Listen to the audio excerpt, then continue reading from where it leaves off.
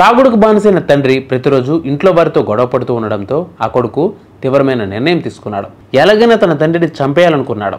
అనుకున్నదే ఆలస్యం, కారుతో ఢీకొట్టి చంపేశాడు. రాజన్న సిరిసిల్ల జిల్లాలో చోటు చేసుకుంది ఈ ఘటన. పోలీసులు తెలిపిన వివరాల ప్రకారం రాజన్న సిరిసిల్ల జిల్లా చందుర్తి మండలం దేవుని తాండకు చెందిన తిరుపతి నాయక్ తాగుడుకు బానిసయ్యాడు. దీంతో ఇంట్లో తరచుగా గొడవ పడేవాడు. రోజు ఏదో ఒక విషయంలో కుటుంబ సభ్యులతో గొడవకు దిగేవాడు. ఇదే క్రమంలో 3 రోజుల కింద ఇంట్లో ఉన్న 10,000 రూపాయలను తీసుకుని బయటకు వెళ్ళిపోయాడు. ఆ తర్వాత తిరిగి వచ్చాడు. సోమవారం మధ్యాహ్నం పొలం వద్ద నుంచి ఇంటికి వచ్చి మళ్ళీ డబ్బులు కావాలని భార్యతో గొడవ పడ్డాడు. అయితే తన వద్ద డబ్బులు లేవని తల్లి చెప్పడంతో తిరుపతి నాయక్ ఆమెపై దాడికి దిగాడు. తల్లిని తండ్రి కొడుతూ ఉండడాన్ని గమనించిన కూతురు లావణ్య ఈ విషయాన్ని తన సోదరుడు రాజేష్కు ఫోన్లో చెప్పింది.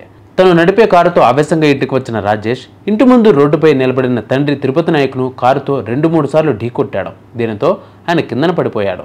దీన్ని గమనించిన స్థానికులు ఘటనా స్థలానికి చేరుకుని తీవ్రంగా గాయపడ్డ తిరుపతి నాయక్ను 108లో వేములవాడ తరలిస్తూ ఉండగా మార్గ మధ్యలోనే చనిపోయాడు. మృతుడి అన్న రాములు నాయక్ ఫిర్యాదుతో కేసు నమోదు చేసి రాజేష్ను అరెస్ట్ చేసినట్లు చందుర్తి సిఐ వెంకటేశ్వర్లు తెలిపారు. సో తండ్రిని చంపిన కొడుకు ఈ వీడియోపై మీరేమనుకుంటున్నారో కామెంట్ చేయండి.